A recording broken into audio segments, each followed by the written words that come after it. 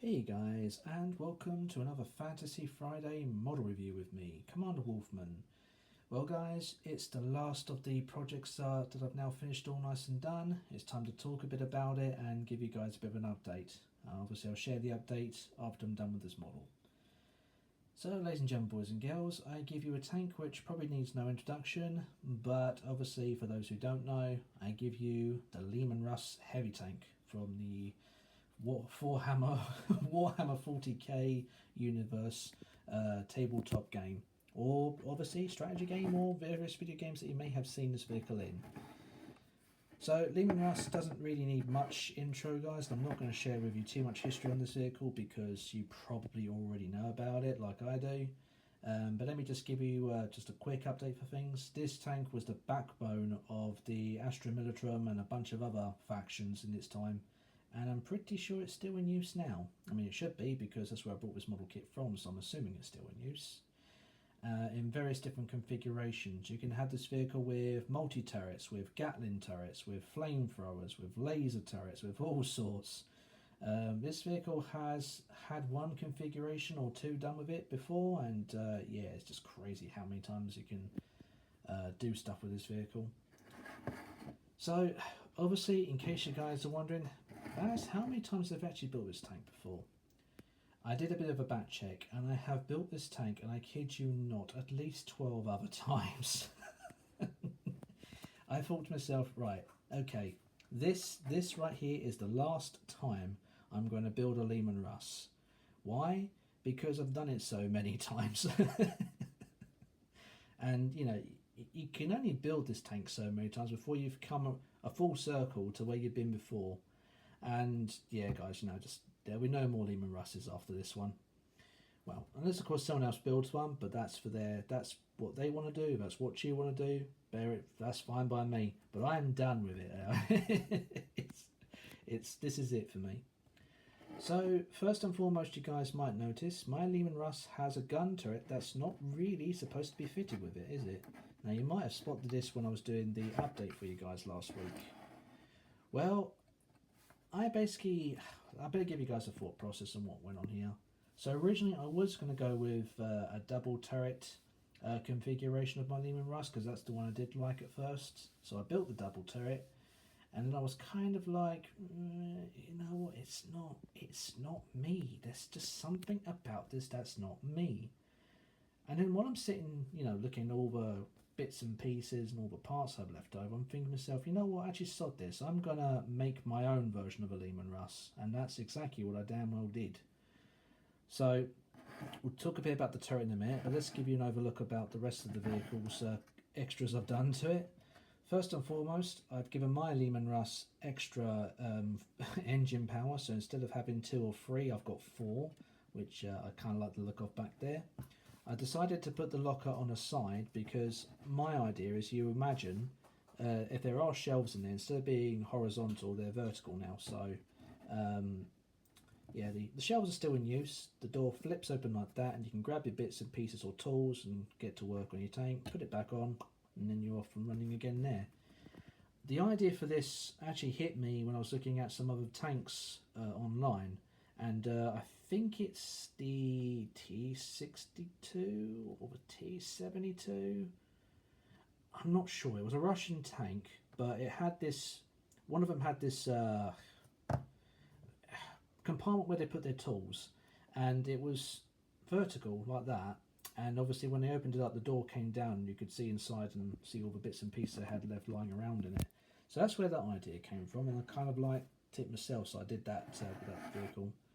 Sponsons, you guys might already know, but these ones have got Gatling lasers in them. So, not Gatling lasers, I've got laser turrets in them, smoke discharge launchers on the top, and I've got a massive plasma lake gun sitting in the main gun over there, so I decided to put that in the front. So, we've got a bit of, well, basically any infantry will not like to get near this thing sort of situation going on. Hell, I wouldn't put any light vehicles in front of this because those sort of guns can do damage that way. Now, as for the main gun itself, so I did some tinkering with the components I had left over, and I thought, right, I like the big barrel at the front here because it looks like some modern tanks with the gas dispenser on the front of them. So I wanted to keep that, but obviously I wanted to give it a modernish tank look to it. So I used the barrel from the actual gun this vehicle does come with to start with, you know, the main gun, and then I've used the another barrel as the basis for the gun mantlet, and you know, just to basically extend it to the size I was looking for. And as you can see, the results I've worked out pretty well in my favour, so I'm very happy with how things came out there. Wasn't too happy with the gun mantlet. Originally I wanted to do a full curved gun mantlet, you know, like on a King Tiger or some other tanks I've got a curved front to them, but I've only gone with a half sort of thing, which works to an extent, but it's not exactly what I was looking for. But after doing the painting and stuff, I actually thought, actually it's not too bad. It works for what I wanted to do.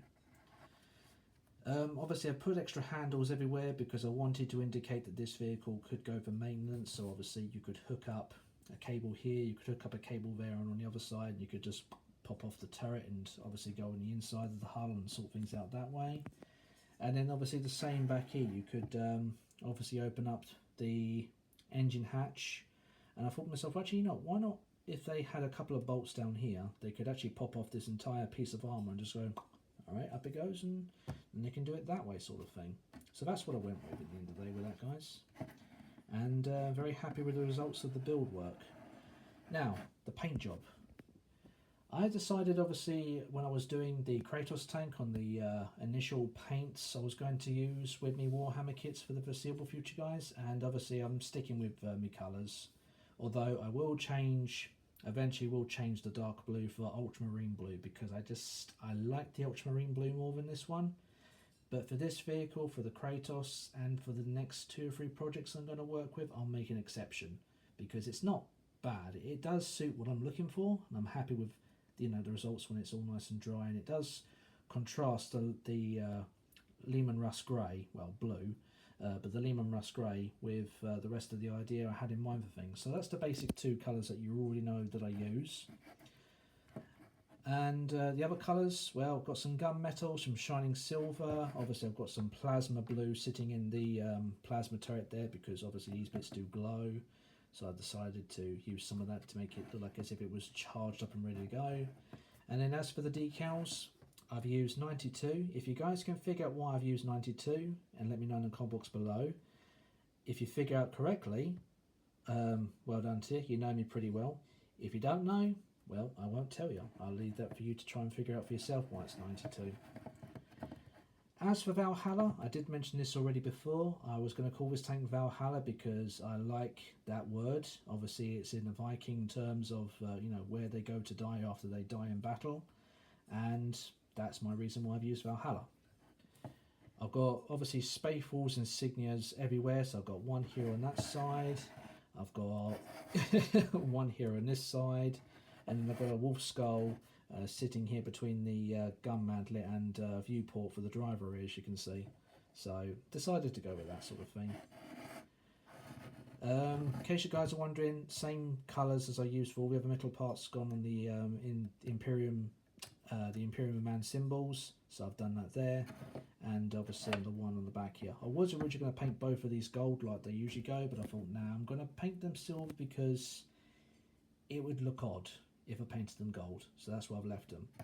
The hatch is open for a reason, because at this moment in time I'm trying to find a space wolf to sit up there into the cupola, and I'm not going to get guys sitting in there until I've got the right sort of space wolf to fit the job and to go in that cupola. So yeah, there eventually will be a guy sitting up there, but just not right now, guys, unfortunately. The tracks, again, kind of similar to what I did with my Mammoth tank. So I started off with an Abaddon black, then a shining silver, then a bit of gunmetal, and then I applied a light brush of tactical brown with the dirt in it. As you guys can see, it gives that grimy look, so this vehicle has been well used. Non-oil wash, obviously, all over this vehicle, so I've given it a good, you know, wash to make it like as if it's been very grimy, very well used. Scratches from various different colour metals, so I've just basically dabbed at it with some various different colour metals to indicate scratches, and obviously this tank has been well used.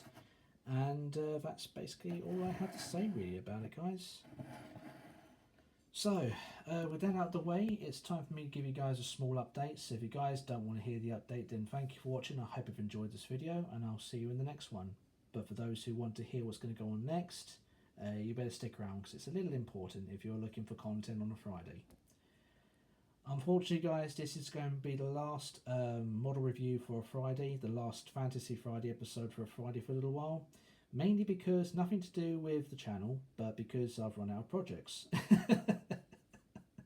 So I can tell you this: there will be a couple of updates still to come with Luna. So do keep an eye out for those.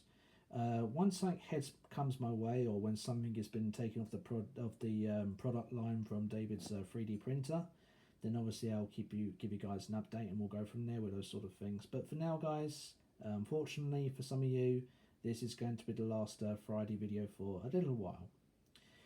Anyway, guys, thank you all for watching. Hope you've enjoyed this video. I will see you all in the next one.